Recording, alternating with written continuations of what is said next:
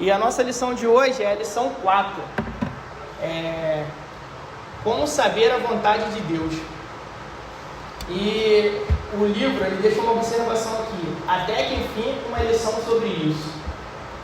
Eu fiquei pensando por que essa observação. Até que enfim, uma lição sobre isso. E quando eu comecei a estudar, eu descobri por quê. Porque como saber a vontade de Deus? É uma coisa tão simples. Deus quer que a gente seja santo. Ponto. Poderia resumir toda a aula aqui. Porém, ao mesmo tempo, é muito difícil. Porque para ser santo, a gente tem que seguir um caminho que é muito difícil. São muitas coisas que precisamos fazer. E eu tentei resumir o máximo possível, porque 40 minutos seria impossível para falar da vontade de Deus. A Bíblia toda resume para a gente a vontade de Deus. E eu teria que ir para apenas 40 minutos. E para falar da vontade de Deus, o livro traz para a gente o Salmo 23, que é um salmo de Davi. E a gente vai ler junto, para poder... Então é curtinha, de 1 a 4, a gente não vai ler como de costume. E a gente faz sempre a leitura repulsiva, né? Então, pedir que os irmãos acompanhem aí, Salmo 23, de 1 a 4. É bem curtinho.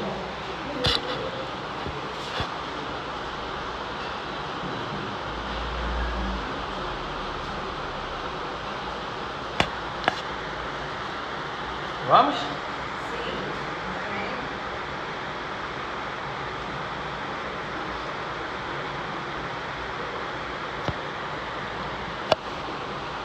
É um salmo de Davi, e o título é: O Senhor é o meu pastor. Versículo 1: O Senhor é o meu pastor, nada me faltará. Ele me faz repousar em pastos verdejantes. Leva-me para junto de águas de descanso.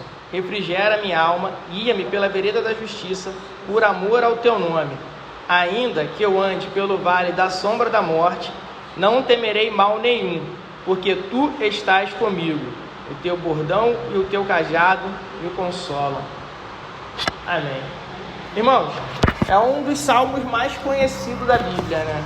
Eu acho que só que esse mês a gente já viu ele 2 ou 3 vezes. Não sei se os irmãos estão recordados.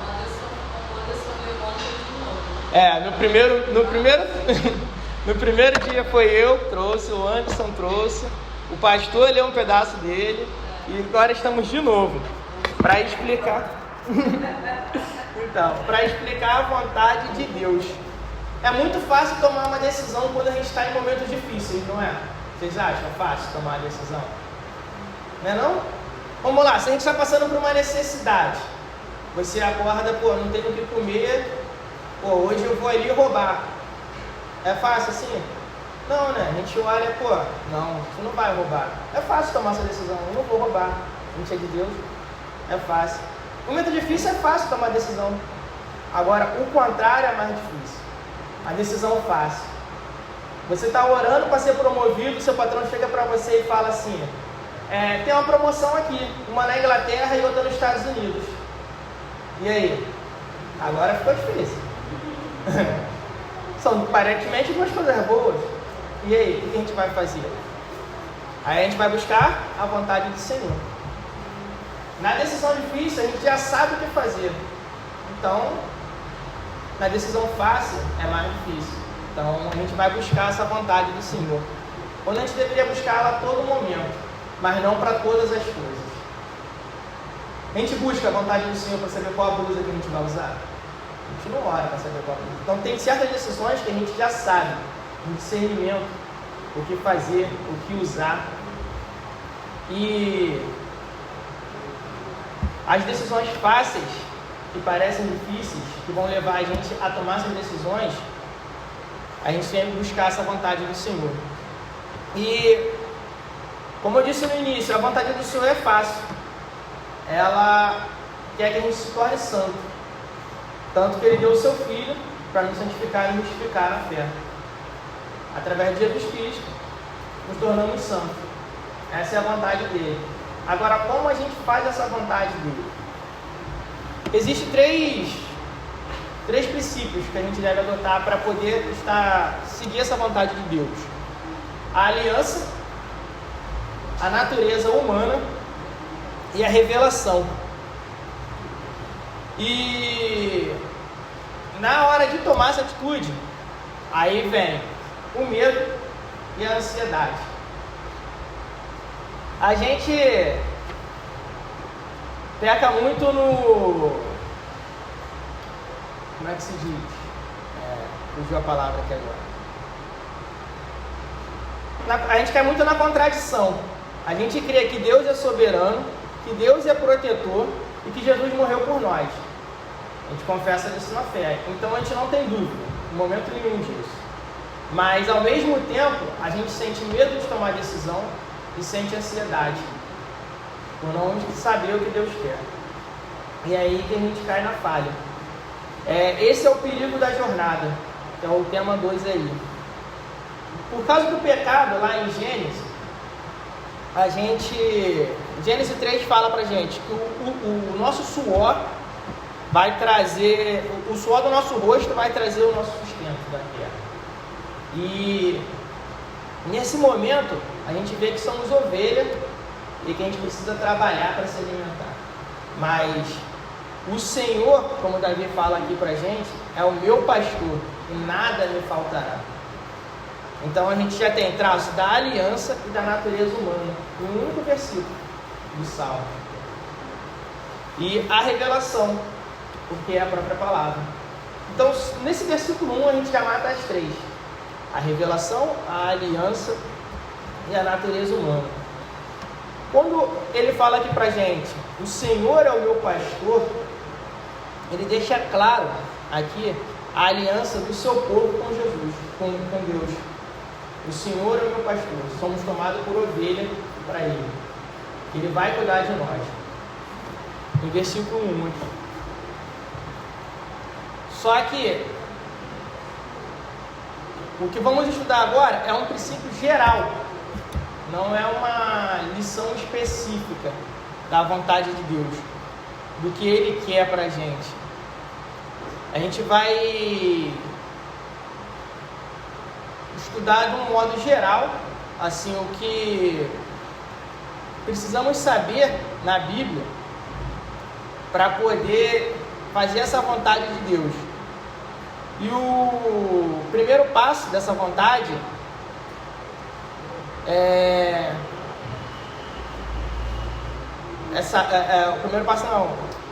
o primeiro ponto dessa lição é saber que a gente pode aplicar a Bíblia em vários pontos da nossa vida, em vários momentos.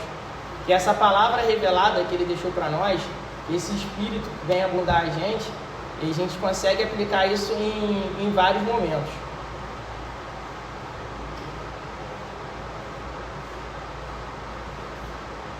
E a gente precisa usar essa palavra para tomar as decisões sábias, com responsabilidade, em cada momento. E de um princípio geral que precisamos guardar é essa aliança com Deus. Essa aliança que a gente, assim que a gente revela a nossa fé e toma Cristo como nosso Salvador, a gente faz parte dessa aliança. E no versículo 3 aqui do Salmo, a gente já vê que refrigera a minha alma, guia-me pela vereda da justiça por amor ao teu nome. Então, mais do que por nós sermos bondosos, por nós sermos agradáveis a Deus, Ele nos guia por amor ao seu nome, pela aliança que Ele tem com a gente. Essa graça, esse é o princípio dele. Porque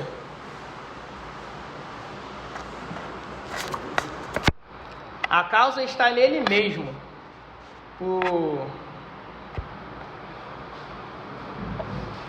E ele, por revelar a nós, revelar a sua vontade para o seu povo. A gente pode ver isso lá em Jeremias 32, 22, que o tema da aliança e ser-me-ei por povo, e eu vou ser povo, e eu serei... Desculpa um pouquinho o nervosismo.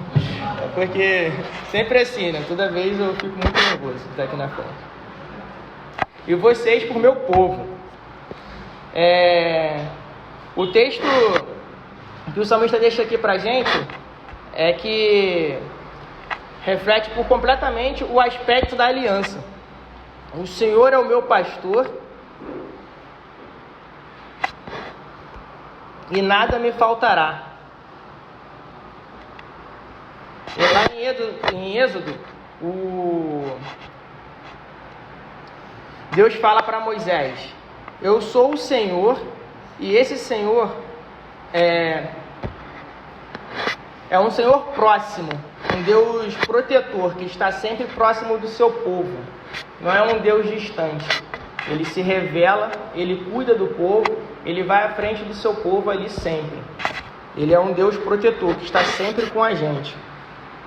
E no tema 1 aqui da nossa lição, quando a gente vê guia-me pelas veredas da justiça, a gente tem aqui veredas da justiça, significa os caminhos retos através do qual o Senhor quer que a gente siga. É o caminho correto, é por onde o Senhor vai conduzir o seu rebanho. As veredas são trilhas costumeiras, e isso é estradas percorridas com frequência. Por vezes, as verdades usadas na Bíblia figuram para identificar o caminho do Senhor trilhado pelos santos. Mas aplicar esta metáfora ao povo parece óbvio para que a expressão veredas da justiça também implique num conteúdo moral. Por um lado, é verdade que o Senhor cuida e sustenta o seu povo, guarda-o de tudo que ele prejudica, de modo que ele possa caminhar por veredas retas e confortáveis. Por outro lado, como diz John Gill, o Senhor lidera o seu povo pelas veredas claras da verdade, santidade das quais o homem, embora muitas vezes tolos, não cometam erros. Como Davi deixa claro aqui, quando ele chama Deus de pastor, eles não remetem à ovelha. Jesus também nos chama de ovelha lá. E a ovelha, ela é um ser fraco. Ela não tem a força de um cavalo para se defender. Ela não tem chifre. E a ovelha geralmente é burra. Ela está andando em rebanho e ela foge.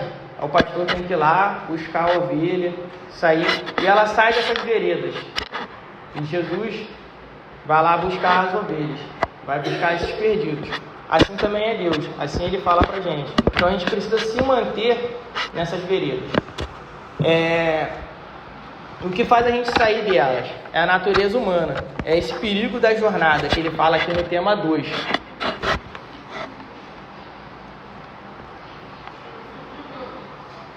O nosso Deus, Ele é santo. E Ele nos chama para ser santo também. Mas Ele não chama para ser santo porque a gente é bonito, porque a gente é saudável. Ele nos chama para ser santo por quê? Por amor ao seu nome.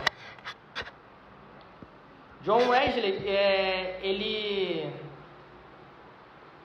deixa para a gente um texto que diz assim, que a benevolência de Deus não se deva a qualquer valor em que há em nós, mas à glória da sua justiça, fidelidade e bondade.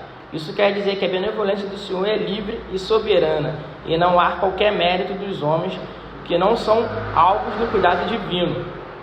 Todas as dádivas do Senhor para nós, em última análise, para a sua própria glória e louvor da sua graça.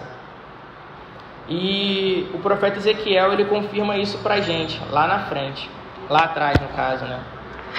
Em Ezequiel 36, 22, 32. Se vocês quiserem anotar depois para ler.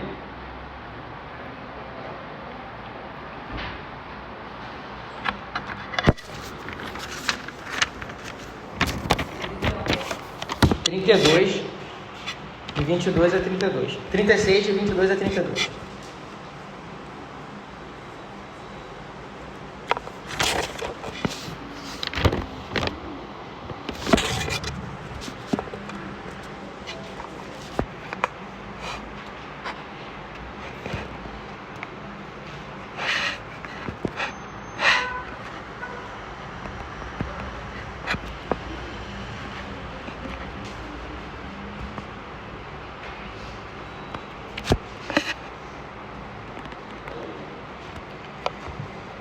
Em nossas vidas, irmãos, nós convivemos com uma coisa muito ruim. A gente tem constantemente a nossa natureza humana brigando com o Espírito Santo de Deus dentro da gente. E a nossa natureza humana leva a tomar algum certo tipo de decisão e o nosso espírito leva a tomar outro tipo de decisão. Lá no texto de Romanos,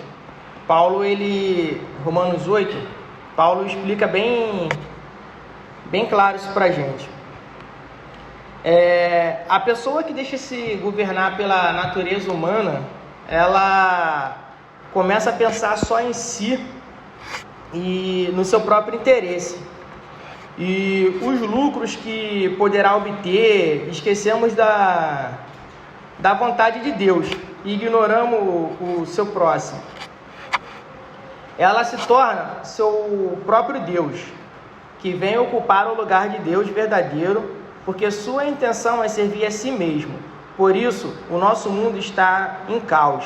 Todos nós conhecemos muitas pessoas que até dizem da boca para fora que conhecem e respeitam a Deus, mas suas atitudes e maneiras de agir mostram o contrário. No entanto, é possível que tudo seja diferente. É possível que, em uma nova realidade, nós vivemos de acordo com o que o Espírito de Deus quer. Esta vida de acordo com o Espírito começa quando um de nós foi trazido ao batismo ali. E o Espírito Santo é colocado em nós, a nossa vida em Jesus.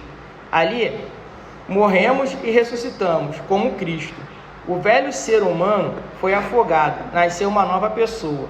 Cada um de nós passou a ter o Espírito de Deus e o Espírito de Cristo que habita em seu interior. Isso aconteceu internamente pelo poder da graça de Deus. Costumo dizer que o batismo é a nossa consciência que nos avisa quando fazemos o que Deus não quer, e cada um sabe muito bem quando se desvia do caminho de Deus e vive segundo a natureza humana. É muito fácil para a gente, igual eu falei, nos momentos difíceis, quando a gente vai tomar uma decisão errada, o Espírito Santo fala a gente. Ele diz o que a gente está fazendo de errado e a gente se corrigir. Isso aí é Deus cuidando da gente. É Deus trazendo a gente de volta para as veredas da justiça. E é isso que Ele quer da gente. É muito fácil para a gente que está aqui na igreja, a gente ter comunhão com Deus, a gente saber da vontade dEle. Porque o Espírito Santo dele está conosco. Quando a gente é casado, a gente sabe no olhar o que a nossa esposa quer. Eu sei, tenho só 10 anos de casado, então no tom da voz dela eu já sei que eu fiz alguma coisa errada, sei que tem alguma coisa diferente. E é muito mais fácil para gente que se vê pouco e para gente que tem intimidade. Então essa intimidade com Deus é ela que vai dizer a vontade de Deus. É o orar, é o momento de estar ali focado com Deus, estar sempre presente com Ele, estar sempre nessa comunhão. Ele vai trazer mais para você. John Wesley, ele diz que o nosso agir é como se fosse 2 cavalos. Tem Deus e o diabo. Ele vai montar. A nossa vontade é o cavalo. Então aquilo que a gente der permissão vai mais longe. Entendeu? Então se a gente estiver mais próximo a Deus, quem vai conduzir o cavalo é Deus.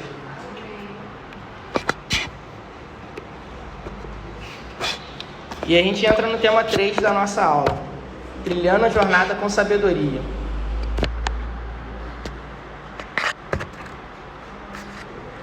E o texto fala aqui pra gente assim: buscar a direção com Deus não é como procurar um adivinho ou consultar um oráculo, astrólogos e clarividentes para que deem informações sobre o futuro, nem experiência interior de seu devidamente dirigido é aquele que nós vemos o sinal ou ouvimos vozes, e sim o de sermos capacitados a ir trabalhando e descobrindo a melhor coisa a fazer.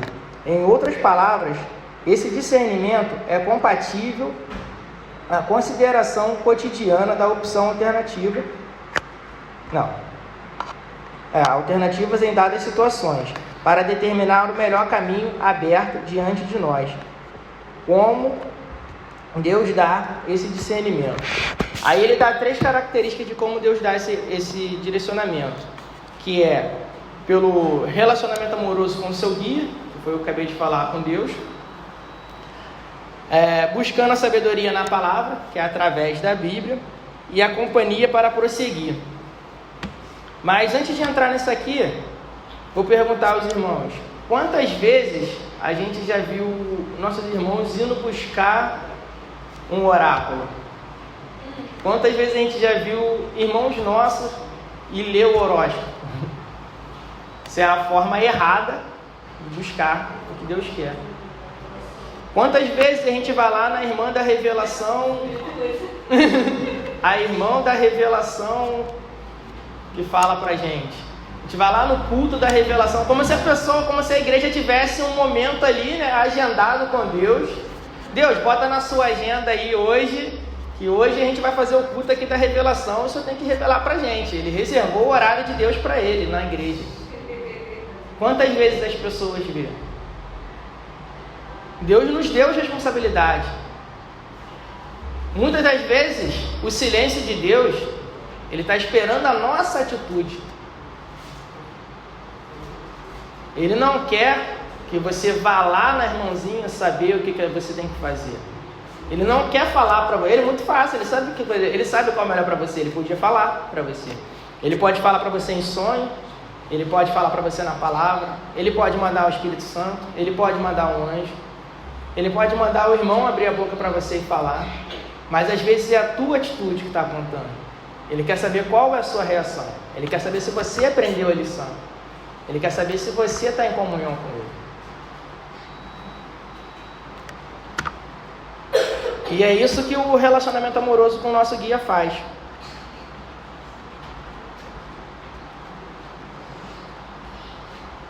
E a gente vai buscar na palavra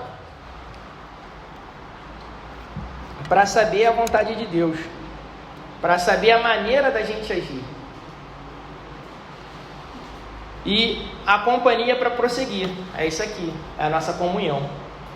Então a gente tem o guia, que é o nosso Deus, a gente tem a palavra, que é a Bíblia, e a gente tem os nossos irmãos. Não é feio pedir conselho aos mais sábios. A nossa natureza é egoísta. A gente por si só acha que já sabe tudo.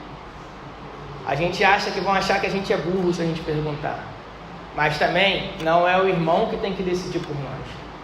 O aconselhamento é um aconselhamento, não é um guia, não é a direção. O nosso guia é Deus. A gente expor os nossos fatos ao nosso aconselhador, ao nosso amigo, a um ancião, uma pessoa mais sábia do que a gente, vai trazer à nossa mente ali o caminho que devemos tomar. Mas é a gente que trilha, lembrando da responsabilidade de tudo aquilo que a gente faz. Todas as consequências traçadas pelas nossas escolhas, a gente que vai arcar. É muito fácil tomar uma decisão sobre a sua vida. Você vai me contar só as partes boas. Começa por aí. Você não vai me contar tudo. Eu vou saber um ponto da história. Eu costumo dizer que a verdade ela tem 3 verdades. Tem a verdade do A, a verdade do B e a interseção. Quando você conversa com um casal, você vê, a pessoa conta uma história, ele conta outra história, aí você pega a verdade dos dois. Então acaba tendo 3 verdades, porque a pessoa que conta, ela está enxergando aquele ponto, aquilo ali é verdade para ela. Não é que ela esteja mentindo, não é que ela esteja querendo enganar. É a verdade dela. É a verdade, é o modo que ela está enxergando aquele problema. A gente também é assim. Quando a gente está dentro de uma situação que a gente precisa decidir, a gente está imerso à nossa ansiedade, imerso ao nosso medo, a gente vai tomar aquilo ali como verdade. Se Deus fala para a gente hoje, vai lá para a África, vira um missionário, você vai orar e falar assim, pô, é isso mesmo, Deus? Você vai ficar esperando, porque às vezes você não quer ir, mas você fica insistindo que Deus te fala não. Deus já te falou. E aí, você quer? É essa a sua vontade? Ou você quer cumprir a vontade de Deus? Deus às vezes nos fala e a gente fica orando. Do mesmo jeito que a gente sabe. Vamos lá, você arruma uma namorada. Aí tá lá namorando. Você está vendo que ela tem vários defeitos e você fica com medo de orar a Deus para saber se é certo, porque já sabe que não é certo. Então você fica às vezes com medo de ouvir o não de Deus. Aí você às vezes deixa de orar pelo aquele propósito. Então tem muitas das coisas que a gente já sabe a resposta. Por quê? Porque a palavra nos revela. A nossa sabedoria está aqui na Bíblia. E esse caminho a gente já sabe o que é. A gente já tem essa noção. E muitas das vezes a gente foge dessa responsabilidade de assumir. Aí a gente vai lá na irmãzinha para ver se a irmã revela se é a pessoa ou não. Porque a gente não quer tomar a decisão. A gente foge dessa decisão. A gente foge de arcar com a responsabilidade da nossa escolha. Quando Deus nos deu essa responsabilidade. Foi Ele que nos deu o livre-arbítrio. Então você pode decidir. E o maior perigo da igreja é o medo. Muitas das vezes a gente não age pelo medo. E ele fala aqui, isso aqui 2 vezes na nossa lição. O medo. O medo nos impede de agir. O medo, ele é uma ação de autopreservação. O medo nada mais é do que a sua vontade de permanecer do modo que você está. O medo de agir. Então você age com medo para se preservar. Mas você entregou na mão de Deus? Você confia em Deus? Deus não é o nosso soberano? Ele nos guia. Então, a gente precisa também entregar na mão de Deus. A gente precisa tomar essa decisão. A gente precisa agir. E a lição da vontade de Deus é essa. Que a gente faça. A lei dele já foi revelada aqui nas Escrituras. A Escritura é um manual muito claro de normas para todos nós. Não tem como a gente fugir dela. Não vamos tentar ser igual a Xuxa, reescrever a Bíblia ao nosso favor. Entendeu? Ela já foi escrita. Ela está aqui. É só a gente cumprir.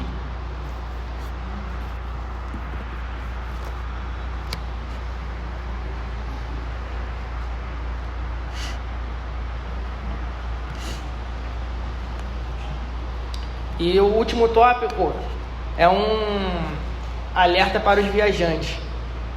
E ele fala lá em Romanos 8,14 e Gálatas 5,18. Vamos ler esses 2 versículos?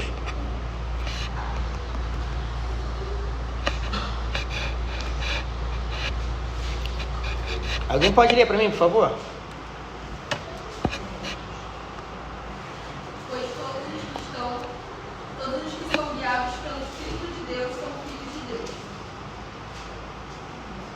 Gálatas 5,18.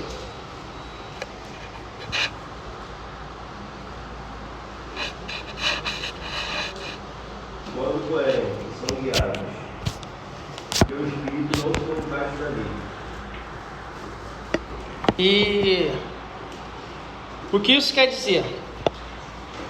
Primeiro, levamos em conta que o contexto que se refere à referência contra os impulsos pecaminosos e não à tomada de decisão, mas de fato, o Espírito nos dirige, ajudando-nos a entender as diretrizes bíblicas, dentro das quais devemos nos manter, o alvo bíblico que devemos alcançar e o modelo bíblico que devemos imitar.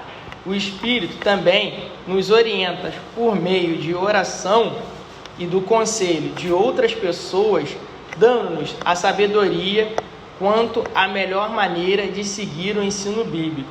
Portanto, Deus não promete uma manifestação direta da sua parte, de modo específico. Não há passagem na Escritura que não nos encoraje a buscar ou esperar por isso. Então, irmãos, foi tudo aquilo que a gente já afirmou aqui. Deus não vai se manifestar sempre para a gente. Ele pode? Pode, mas de acordo com a vontade dele. O Espírito Santo está com a gente. Ele vai nos guiar. Ele vai nos trazer de volta às veredas.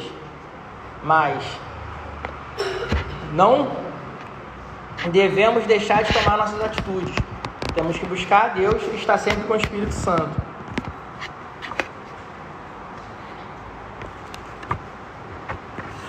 E para concluir, a conclusão que o livro nos deixa aqui é que o Senhor promete estar conosco guiando-nos por caminhos que lhes agradam. Ele fará isso basicamente por sua palavra, pela comunidade da fé e pela sabedoria que Ele mesmo opera em nosso coração, pela ação e pela presença do Espírito Santo.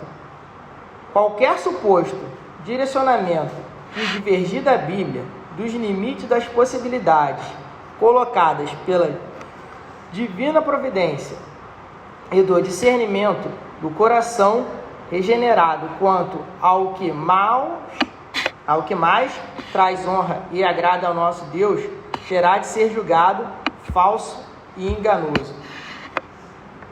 Irmãos, como nós vimos, muitas das vezes nós somos imaturos na fé. E a igreja, ela traz essa maturidade. A gente, conhecendo as pessoas que estão ao nosso lado, que são mais do que a gente, elas nos levam para cima. Essa troca de informação, essa comunhão da igreja, é isso que faz a gente ser melhor. É isso que faz a gente aprender cada vez mais.